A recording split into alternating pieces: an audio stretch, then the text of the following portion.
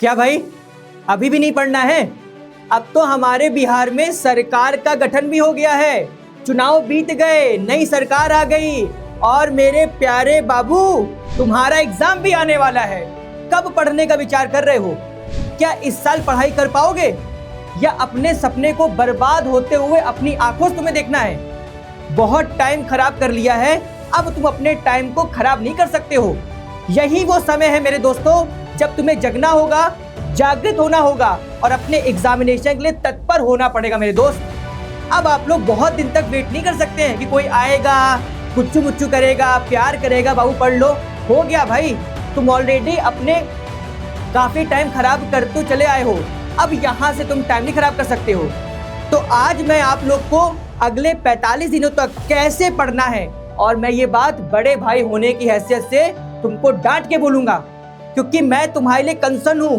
तुम मेरे वो प्यारे प्यारे छोटे छोटे से गुड़िया हो, तुम मेरे प्यारे प्यारे छोटे छोटे से मेरे भाई हो, जो लगातार पढ़ाई में अपना ध्यान केंद्रित ना करके सिर्फ कहीं और केंद्रित कर रहे हैं। जैसे तुम्हारा बहुत मन होता होगा आज यहाँ खेल ले, आज चाय की चौपाल पे चले जाए, आज हम देख ले कि फेसबुक हमें क्या कहना चाहता है, इंस्टाग्राम हमें क्या कहना चाहता है। हो गया भाई, मोर देन इनफ है, अब नहीं करना।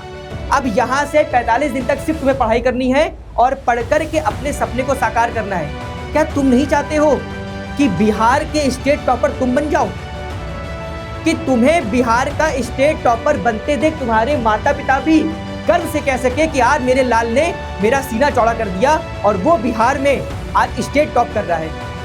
क्या तुम्हारे सपने नहीं है? क्या तुम उन टॉपरों की लिस्ट में शामिल नहीं होना चाहते?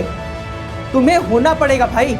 ये तुम लोग का पहला फेज है, 10वीं का एग्जाम एक उत्सव है, लेकिन इस उत्सव को जीने के लिए तुम्हारे अंदर वो चेतना होनी चाहिए। इस उत्सव को जीने के लिए तुम्हारे अंदर वो एक उत्साह होना चाहिए कि तुम अपने सपनों को साकार कर सको। तो तुमने अब तक जितना टाइम मेरे भाई खराब कर लिया है, बस अब और नहीं। अब तुम्हें सिर्फ यहाँ से पढ़ना है और इस साल तुम्हें बिहार बोर्ड में कक्षा 10वीं के एग्जाम में स्टेट टॉपर बनना है, स्टेट रैंकर बनना है। तो मेरे प्यारे भाइयों, मैं आज आप लोग को अगले 45 दिन तक हम किस प्रकार से पढ़ाई करेंगे और किस प्रकार से एक एक चैप्टर को कवर करते हुए आगे बढ़ेंगे, ये पूरा का पूरा रोड मैप लेकर के आया हूँ। वीडियो में आपको अंत तक बने रहना है और विश्वास कर लो अपने दीपक भैया पर कि वो तुम्हें बिहार में मेरे दोस्त टॉपर बना करके ही जाएंगे। ठीक है, तो बेटा अब हम प्रारंभ करेंगे किस प्रकार से हमें अगले 45 दिनों तक एक साथ मिलकर चलना है, एक साथ मिलकर के अपने सपने को साकार करना है। जब तुम टॉपर बनोगे ना तो मुझे भी बहुत खुशी होगी। मैं समझूंगा मेरा लाल आज टॉपर बन चुका है। मैं समझूंगा मेरी वो गुड़िया जो कहीं ना कहीं पटना से, कहीं ना कहीं कटिहार से, कहीं ना कहीं जमुई से आई है, वो आज फक्र से कह रही है कि भैया हम आपसे पढ़ करके टॉपर बन चुके हैं। तो आज आप लोग को पढ़ना है और अपना बड़ा भाई समझने के नाते मैं हूं आपका बड़ा भाई, और अपने बड़े भाई की ये बात मान लो कि अगर दीपक भैया हमसे कुछ कह रहे हैं तो जरूर वो हमारे हित में कह रहे होंगे। ठीक है, तो भैया हमारे जो बिहार बोर्ड में पेपर सेट है वो भी बड़ी मजाकिया अंदाज में लोग करते हैं। तो सबसे पहले तो मेरे प्यारे भाइयों, आपको ये पता होना चाहिए कि आपका पैटर्न क्या होने वाला है।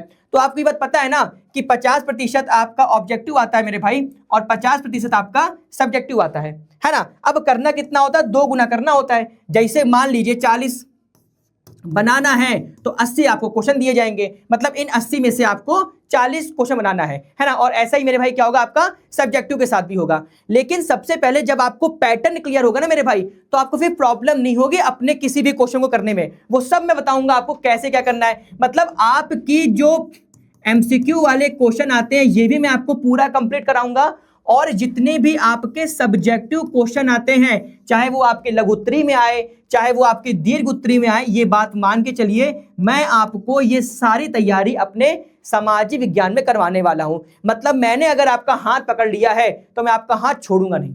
लेकिन अब सबसे पहले हम समझ लिए कि हम अपने किस प्रकार से इन 45 दिनों तक हम किस प्रकार से पढ़ने वाले हैं, क्या क्या हम कवर करेंगे।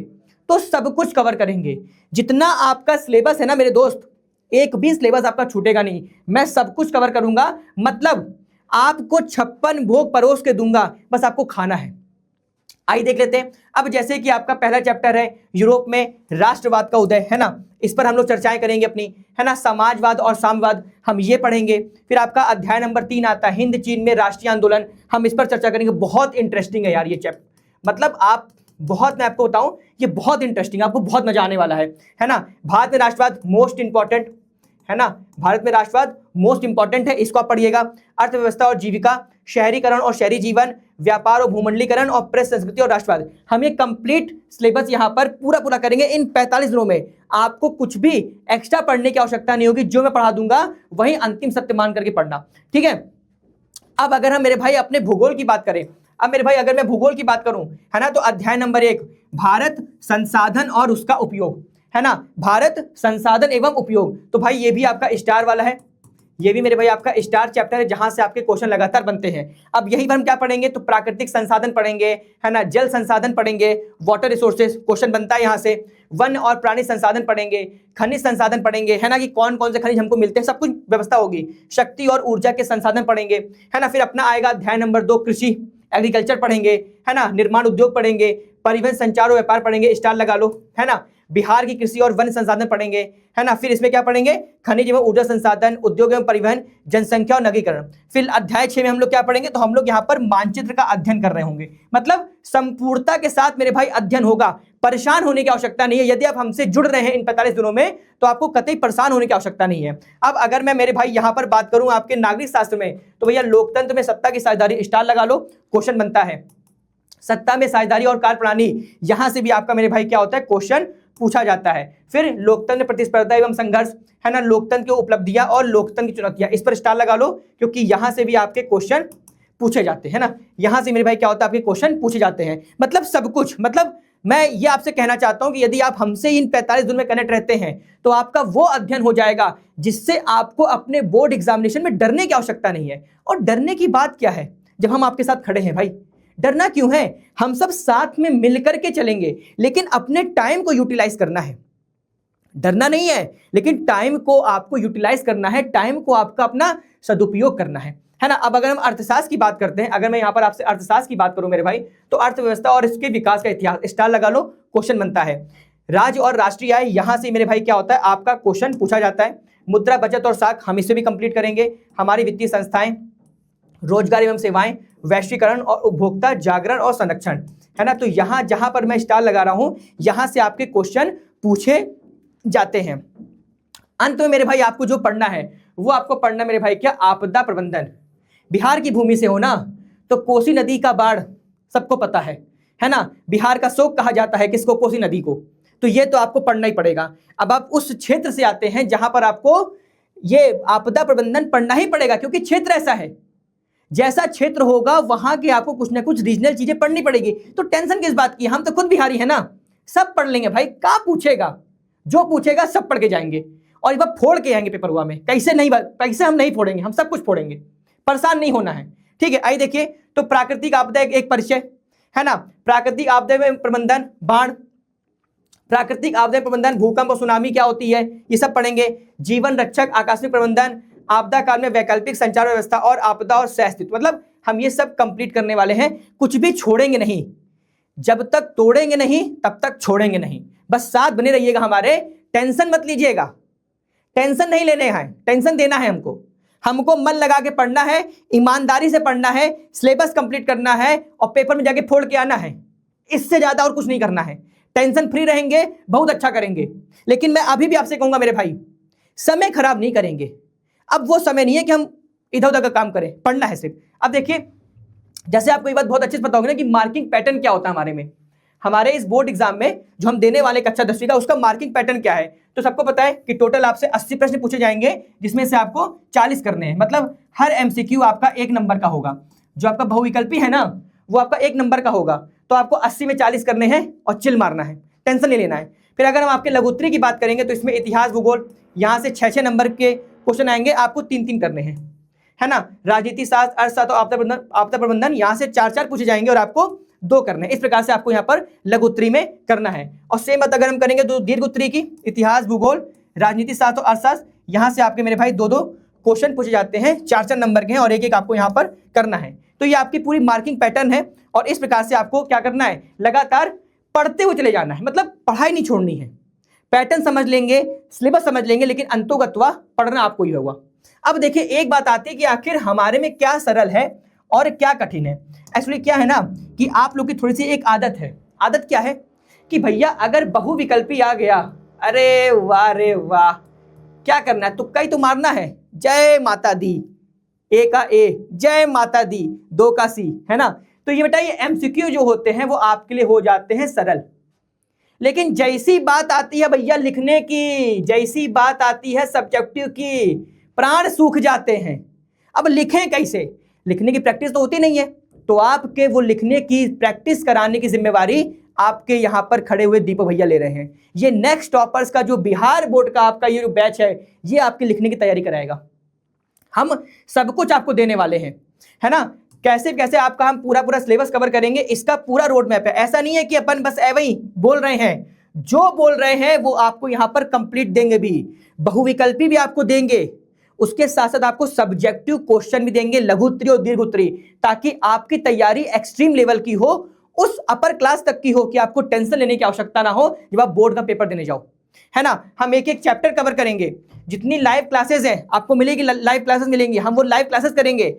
बाय द वे कभी ऐसा होता है कि आपका फोन डिस्चार्ज हो जाए या आपको कहीं जाना पड़ जाए और आप लाइव क्लासेस ना देख पाए, तो उसकी रिकॉर्डिंग आपके पास होंगी और वो क्या करेंगे, आप अपनी सहूलियत के हिसाब से उसे देख लेंगे। हम यहां पर जो कुछ भी पढ़ाएंगे उसकी नोट्स आपके पास जाएगी, है ना। जितने सारे आपके क्वेश्चन आ चुके हैं या अब आएंगे, वो सब मैं आपको कंठस्थ कराऊंगा। इसके अलावा जो पिछले साल में जिस प्रकार के पैटर्न को, जिस प्रकार के क्वेश्चन को फॉलो किया है आपके बोर्ड ने, जिसे हम लोग कहते हैं प्रीवियस ईयर क्वेश्चन, पीवाईक्यूज, वो भी मैं आपको यहां पर कराऊंगा, है ना। वो सब कुछ आपको मिलेगा। इसके अलावा जितने भी आपके मोस्ट इंपॉर्टेंट सब्जेक्टिव और ऑब्जेक्टिव क्वेश्चन हैं, ये सब भी आपको इसी दौरान, इसी 45 डेज में आपको दिया जाएगा, ताकि आपकी तैयारी क्या हो जाए, संपूर्णता के साथ अति उत्तम हो सके। उसके बाद जो आपको सबसे ज्यादा महत्वपूर्ण चीज मिलने वाली मेरे भाई, वो आपको मिलने वाले सैंपल पेपर। मतलब जब तुम बोर्ड एग्जाम देने जाओगे और जो हम ये 45 दिन आपको पढ़ा लेंगे, उसके बाद हम आपको कराएंगे पेपर। पेपर बिल्कुल आपके बोर्ड एग्जामिनेशन की तर्ज पर होगा, ताकि एक बार आप अपने आप को खुद से चेक कर पाओ कि कितना बेहतर आप आज हो चुके हो।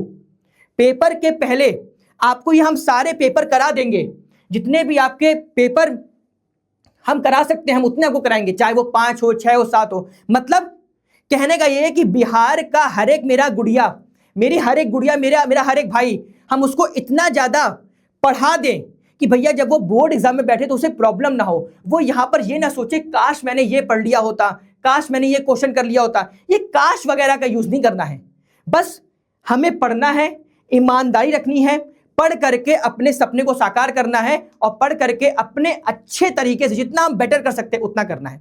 अब ये सब आपको कहां पर मिलेगा, तो इसका वन एंड ओनली सोल्यूशन है आपका अपना अभय बैच बिहार बोर्ड। हम सिर्फ 45 दिनों में आपको वो कंटेंट देने वाले हैं जो आज तक शायद आपको बिहार बोर्ड के इतिहास में किसी ने ना दिया हो। भरोसा रखो मेरे दोस्त, मेरे भाई, मेरी बहन, एक बार हम पर ट्रस्ट करके दिखाओ और हम आपको इस साल स्टेट टॉपर बना के दिखाएंगे, है ना। अब हम कहां मिलेंगे मेरे भाई, तो हम लोग मिलने वाले मेरे भाई कहां पर, बिहार बोर्ड के नेक्स्ट टॉपर्स के बैच में मिलने वाले हैं। 1 दिसंबर से आपकी जो है कि वो क्लास स्टार्ट होने वाली है ना। और यहां पर हम लोग क्या होंगे, साथ में मिल करके पढ़ेंगे, संपूर्णता के साथ अध्ययन करेंगे और अपने लक्ष्य को मेरे भाई क्या करेंगे, साकार करेंगे। तो मेरा बिहार सदैव जीतेगा, बिहार का हर बच्चा जीतेगा, बिहार की हर गुड़िया जीतेगी और अपने सपने को साकार करेगी। बिहार भूमि को नमन है, आप सारे छोटे भाई बहनों को बहुत ढेर सारा प्यार है और इस उम्मीद के साथ कि अगले 45 दिन हम मिल करके एक इतिहास रचने वाले हैं, एक रचनात्मक प्रवृत्ति के साथ आगे बढ़ करके अपने सपने को साकार करने वाले हैं। इसी शुभकामनाओं के साथ मैं आपसे लूंगा विदा। सदैव खुश रहिए, उन्नतशील मार्ग पर आगे बढ़ते रहिए। जय हिंद।